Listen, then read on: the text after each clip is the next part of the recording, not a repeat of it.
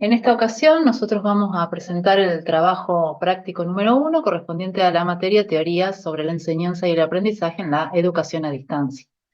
Los integrantes, bueno, a quien les habla, Marcela Monllero, Ricardo Castellanos y Nayara Ñez. Bueno, nosotros nos vamos a enfocar en la pedagogía cognitiva, que como indica ahí la frase, no hay mejor aprendizaje que el de la propia experiencia, de Vygotsky. Esta frase representa bastante bien el significado de la pedagogía cognitiva, ya que está basada en la experiencia del individuo y en la adquisición de conocimientos de conocimientos y de aprendizaje frente a esta experiencia. ¿Qué es la pedagogía cognitiva?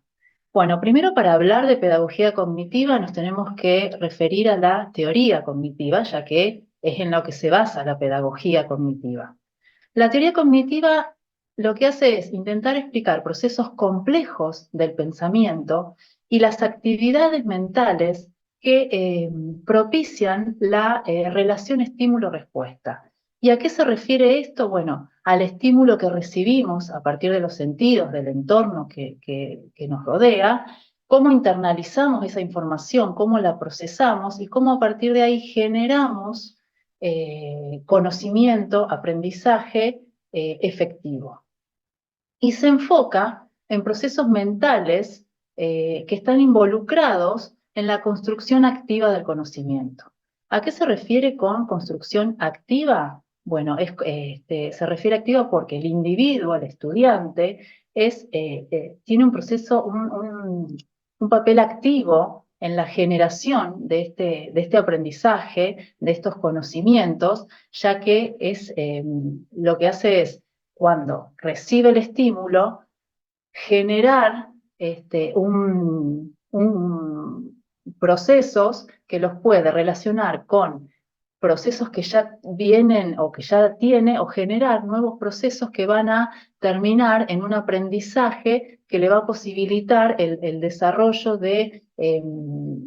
o la resolución de problemas y la resolución de nuevas situaciones frente a las que se encuentra. Sí, bien, la teoría cognitiva presenta o ha evolucionado a lo largo del tiempo y presenta unos aspectos fundamentales, aspectos importantes. Dos de ellos son los que vamos a nombrar ahora y que es la adquisición y categorización de la información a través de la interacción con la realidad. Y esto es un poco lo que decíamos recién, al interaccionar con la realidad a través de los sentidos, es que uno adquiere nuevos conceptos y nuevos pensamientos que luego los va a desarrollar y a interiorizar, sería. Este proceso es un proceso activo de construcción y de asociación de concepto. Activo por esto que dijimos antes, que los estudiantes son partícipes activos en el proceso, ya que son ellos los que construyen significados y asocian conceptos en la mente, a menudo, y como decíamos, a través de la experiencia directa, la reflexión y la inferencia. La teoría cognitiva podríamos decir que tiene tres pilares fundamentales.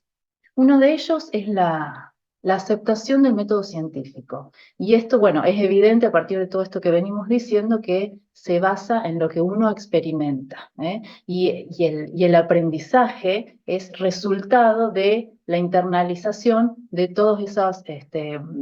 todos esos nuevos conocimientos que va adquiriendo al estar en contacto con la realidad.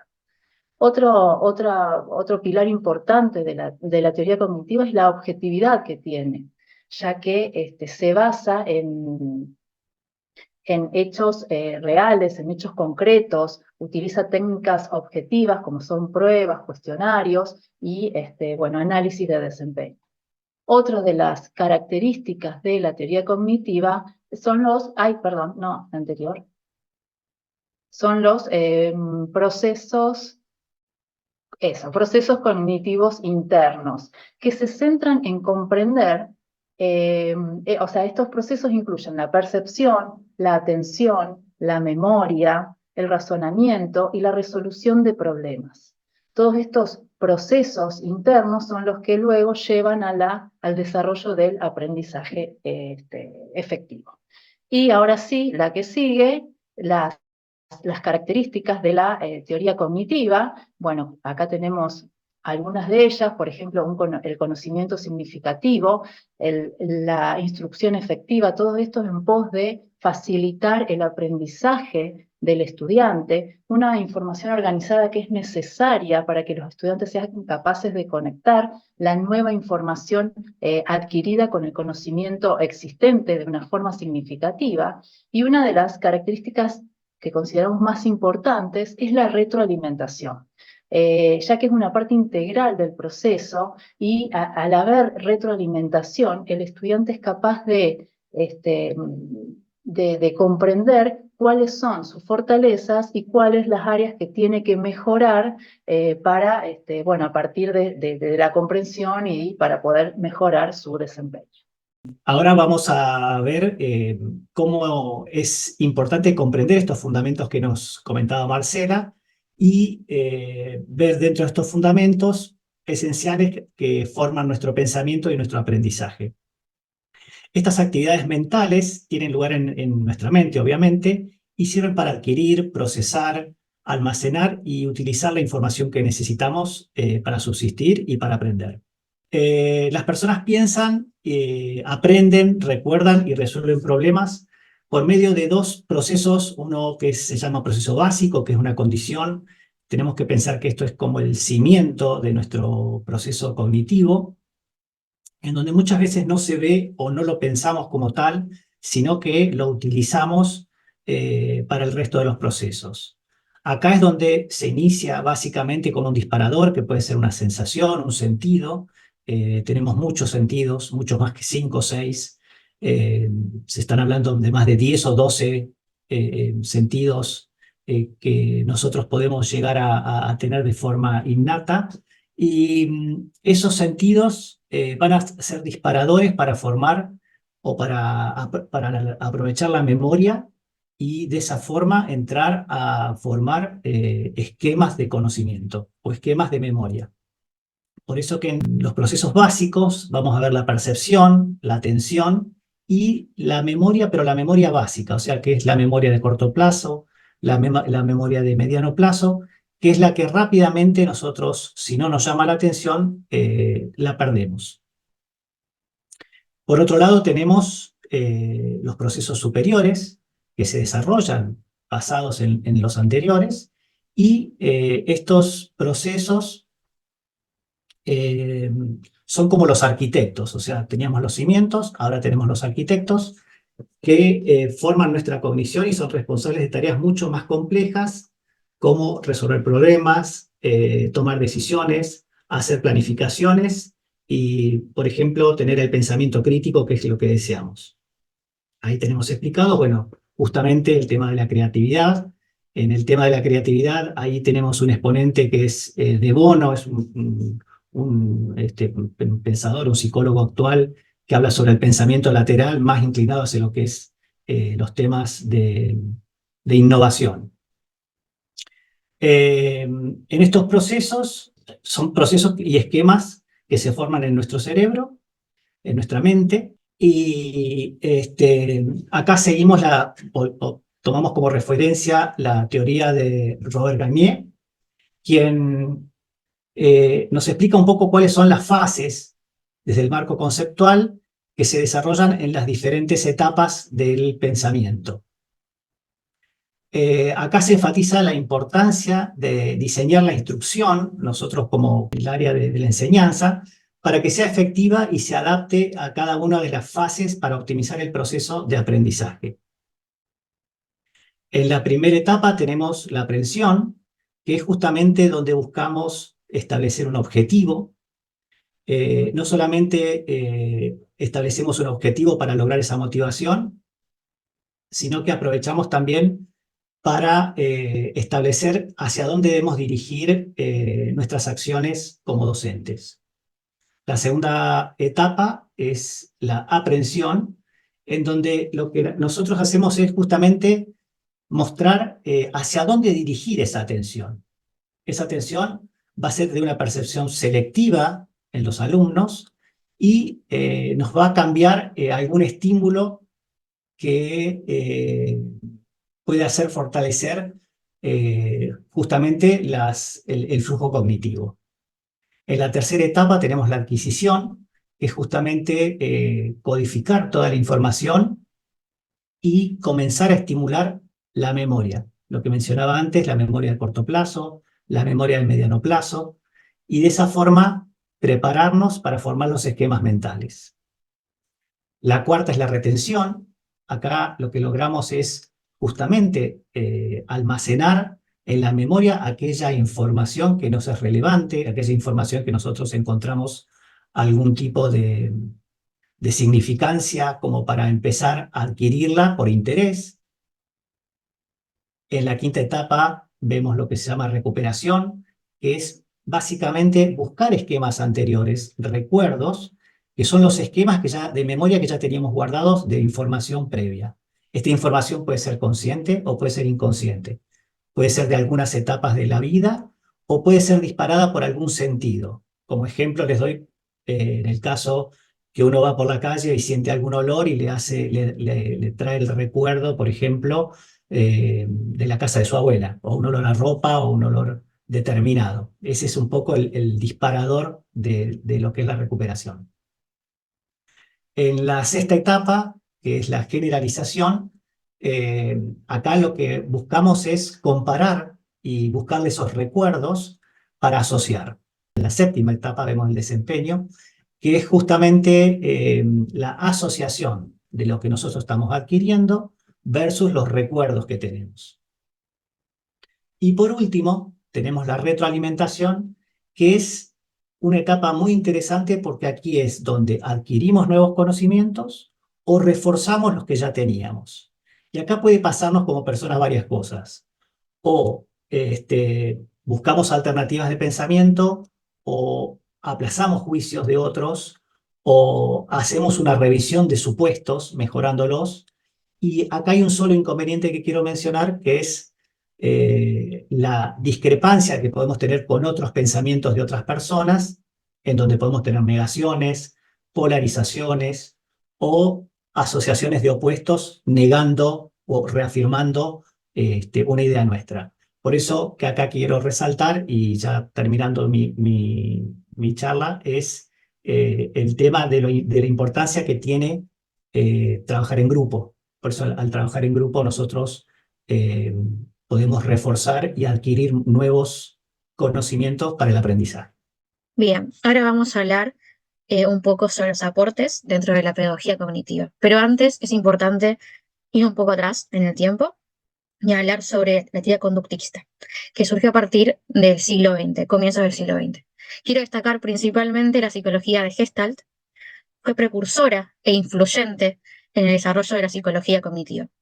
Los gestalistas creían que cuando aprendemos y actuamos, nuestro cerebro organiza y reorganiza la información que percibimos justamente. Somos activos, según ellos, en este proceso de aprendizaje. Esta forma de ver al ser humano como alguien activo afectó mucho cómo percibimos, comprendemos el aprendizaje de hoy en día. Pero bueno, esto fue a principios del siglo XX. Años 70 aproximadamente, la psicología comenzó a cambiar sus rumbos y a centrarse en lo cognitivo. Acá tenemos un par de autores que son fundamentales para la teoría cognitiva. No hablamos de un creador, sino de aportes de teóricos. Tenemos a Piaget, por ejemplo, conocido por su teoría del desarrollo cognitivo, que postuló que los niños atraviesan etapas específicas de desarrollo marcadas por formas de pensar y de razonar. ¿Qué dice Piaget? Habla sobre la construcción activa del conocimiento, como estamos mencionando desde el comienzo de la presentación, enfatizando que los niños no son receptores pasivos de este proceso, sino que construyen su comprensión a través del mundo, de sus sensaciones, sus experiencias. Desde etapa ceremotriz, los niños, a partir de sensaciones y acciones físicas, pueden, obviamente, percibir, son capaces de pensar abstractamente y razonar, y a partir de eso generar hipótesis.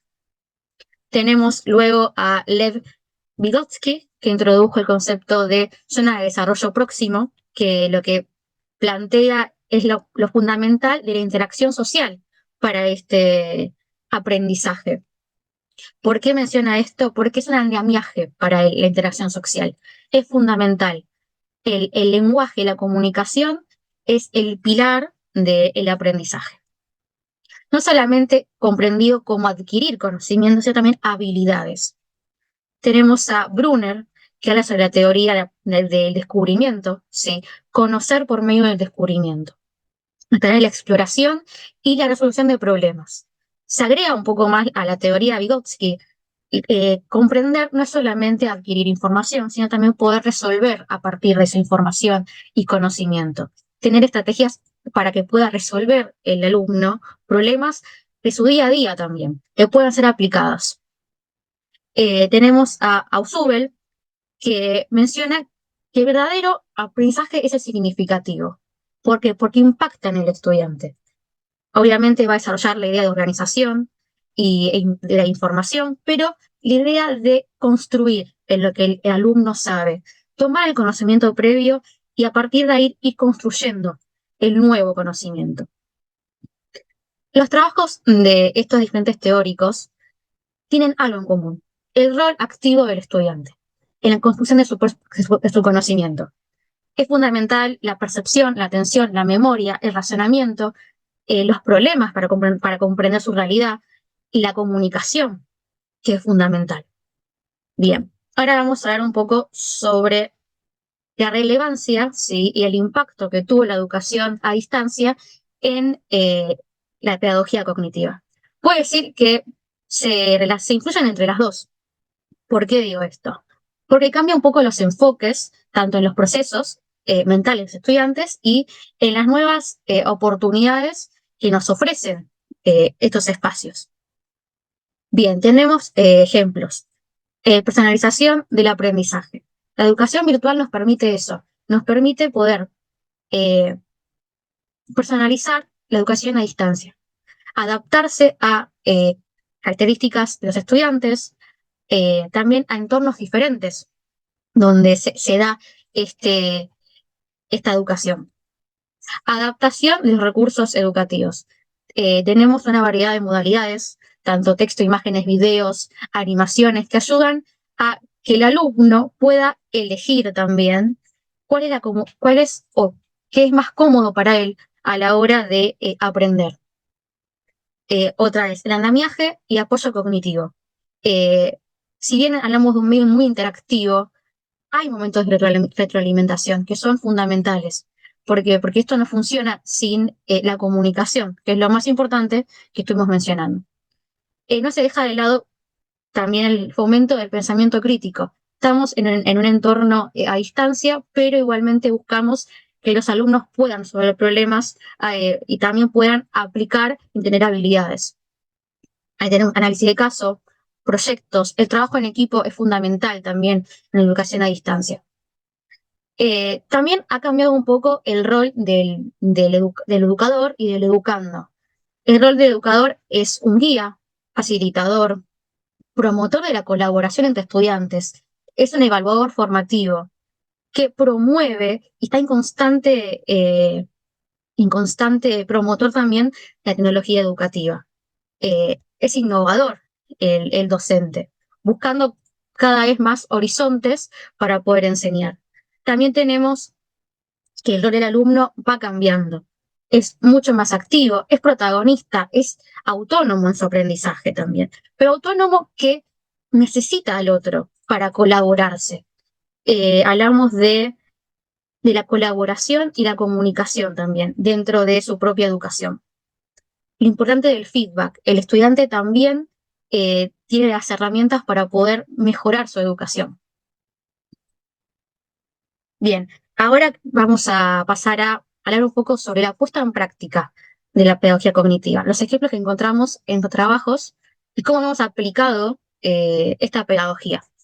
Bueno, yo acá la primer fotito de ingeniería ambiental que dice abajo, esto sería como el resultado de la materia como corolario de la materia, microbiología precisamente ambiental, lo que hacemos es, al final, después de haber dado los contenidos, de haber visto los temas relacionados, vamos a una planta de compostaje, a la planta de compostaje que hay en Rosario, para poder ahí ver lo que uno enseña y da en la teoría y bueno, con otras herramientas en el aula, pero acá vamos y para vivenciar en qué consiste